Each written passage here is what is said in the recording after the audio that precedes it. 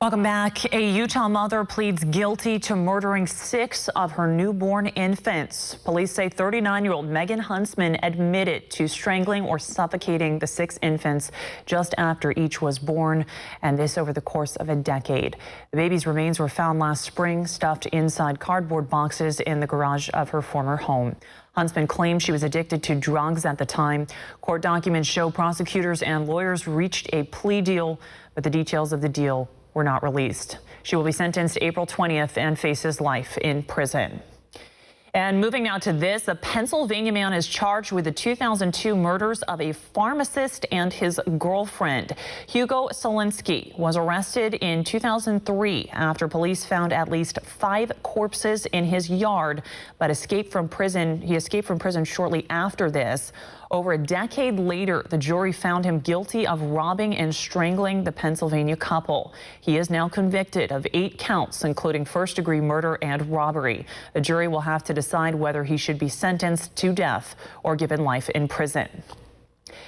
Prosecutors, meanwhile, say a Marine accused of deserting his unit in Iraq a decade ago told multiple people he was unhappy and that he might leave base and go to Lebanon. This during today's opening statements for the trial of 35-year-old Wasif Hassoun. Defense attorneys maintain he was kidnapped in 2004 by insurgents and later, after a brief return to the U.S., became tangled up in Lebanese courts. Hassoun faces charges of desertion, larceny, and destruction of government property.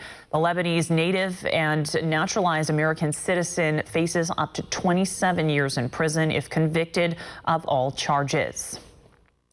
A U.S. appeals court will begin hearing arguments, meanwhile, on relocating the Boston Marathon bombing trial starting February 19th. This has been an ongoing discussion. The decision comes after a district court judge rejected 3 relocation requests by defense attorneys. Lawyers for suspect 21-year-old Dzhokhar Tsarnaev say too many people in the Boston area have a direct connection to this event, making it very difficult to find an impartial jury. Jury selection has been ongoing since January 5th. Tsarnaev faces the death penalty for the 2013 attack, which killed 3 people and injured 260 others. And as the White House gets set to hold a summit next week on violent extremism, we are now getting a closer look at how the administration is collecting information on people who may pose a risk for terrorism. One America's D.C. contributor David Brody has a story. That can help us. The president constantly refers to global terrorism as follows. Stand up to the bankrupt ideology of violent extremism. Plans to combat that very issue will be discussed at a White House summit next week. But a document from the government's National Counterterrorism Center has come to light, showing how the Obama administration wants to use a rating system where local community and religious leaders work with the feds to gather information on individuals in the community. Then they are ranked in terms of what kind of threat they pose. Individuals are given a score from 1 to 5 on everything from parent-child bonding to expressions of hopelessness. And in past public speeches, White House officials haven't been hiding their intentions on this approach. The government is, of course, rarely in a position to observe these early signals. So we need to do more to help communities and community members understand the warning signs and then work together to intervene before something can occur. The National Counterterrorism Center is not commenting about the report at this point, at least, and it's unclear how much of it will be discussed at next week's White House summit. Meanwhile, critics contend that this summit shouldn't be titled violent extremism, but rather radical Muslim terrorism. David Brody, One America News, Washington. The governor of Oregon, meanwhile, is facing mounting pressure to step down. Democrat John Kitzhaber is accused of looking the other way while his fiancée accepted money from groups trying to influence state law. She allegedly used her relationship with him to sell contracts for a consulting business, but Kitzhaber says he did nothing wrong and has taken steps to ensure there are no conflicts of interest concerning his private life. He says he has no intention of leaving office. Governor, A lot of talk today. Do you have any intentions of resigning? No, I do not. As I indicated last week, I recognize I've been getting a lot of pressure from many quarters to do so. Don't intend to do so. On Tuesday, the governor asked Secretary of State Kate Brown, who would be his successor if he resigns, to return from a conference in Washington, D.C., causing many to speculate he was calling it quits. President Obama signs the Clay Hunt Suicide Prevention for American Veterans Act. He joins lawmakers and government leaders in casting a light on the issue of suicide among former members of the military. This bill creates a program to help veterans transition out of active duty and provides a website with information about available mental health services.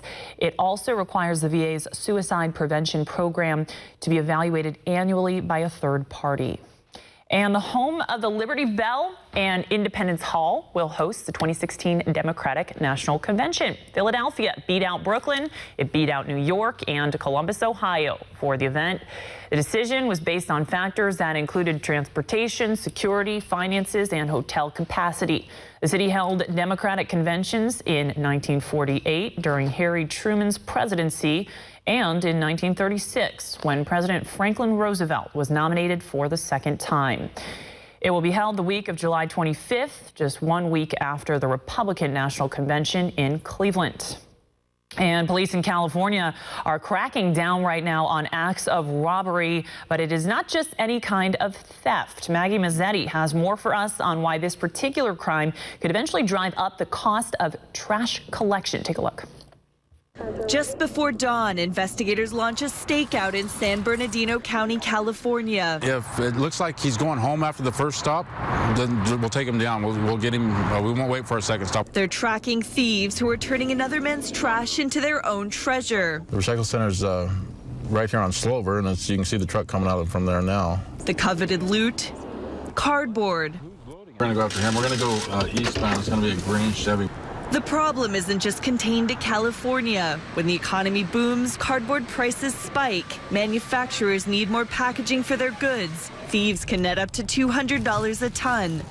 Well, what they do is they go to the local stores, shopping centers, they enter the recycle bins, and they take the cardboard. They stack it up in their little trucks or big trucks, whichever it might be, and ultimately they take that cardboard and turn it in for money for themselves. Cardboard placed in recycling bins is considered the property of the local waste hauling company. In some areas, up to 3/4 of the cardboard disappears before the haulers arrive, cutting into their revenue, which in turn could mean higher prices for the service. It's difficult for companies like us, Burtech Waste Industries, to offer low or no cost programs because they're offset by the value of the commodities within the container. That's why authorities are cracking down on cardboard theft.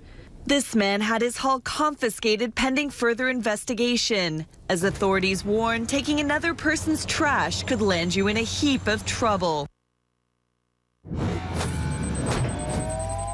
Breaking news now out of our nation's capital. The Senate has confirmed Ashton Carter to be the next defense secretary, replacing Chuck Hagel. Carter was confirmed in a vote of 93-5 just moments ago. Earlier this week, the Senate Armed Services Committee unanimously approved Carter's nomination. Carter enters the position with a lot of Pentagon experience, having served in a variety of roles, including as Deputy Defense Secretary. We will continue to follow this story and bring you more later on in the hour. And an online travel giant is packing its bags after being bought out by a competitor. Expedia is buying rival Orbitz for approximately $1.3 billion and will pay $12 a share, which is a 25% premium. The deal is Expedia's second in the past month after its $280 million acquisition of Travelocity in late January. The boards of both companies have approved the deal, but the transaction still needs to be greenlit by Orbit's shareholders. And talking about shareholders, now for a look at how the market is doing today, we turn to One America's Jennifer Franco, who is live in studio. Jen. Hi, thanks, Cassie. Investors are having a good day on Wall Street today. Stocks are higher in afternoon trading. Some gainers today include Microsoft, TripAdvisor, Cisco Systems, and Whole Foods. Now, Microsoft is up today after suffering an 8% drop in shares this year. The world's biggest hedge fund company, Bridgewater, cut stakes in rival Apple and bought more stakes in Microsoft. Now, it's unclear why Bridgewater made the move at the end of last year. The report on this just came out, but it could have something to do with new moves that Microsoft is making. Now, on the flip side, some decliners include American Express and Kellogg. Now, let's take a look at the major indexes. See how the numbers are holding up across the board. As you can see, all green arrows. The Dow Jones is actually up. I have some updated numbers here with me. It's actually up about 110 points. The NASDAQ is up about 53 points, and the S&P 500 is up about 20 points. Now, one company who's doing better than expected, Time Warner. Here's what market analysts are saying. Bright spot was, the Turner networks. But looking ahead, I think a lot of people on the call, including ourselves, were kind of comforted by the outlook for continued EPS growth in the double digits. All right, and let's see how Time Warner is looking. As you can see, the company is doing really well right now. It's up about 2 points. The company brought in a better than expected quarterly profit thanks to higher subscription fees for channels under its Turner Broadcasting and HBO units. Experts say this, along with job cuts, it made last year will boost company margins through 2016. So major development for the company. I'll be back in the next hour with a market wrap up. Back to you, Cassie. All right, thank you, Jen. A lot of upward movement in the stocks today, and here is what is going down next in our international headlines. Stay with us. An accidental batch of chemicals explodes outside a factory in Spain. The results of the toxic blast after this.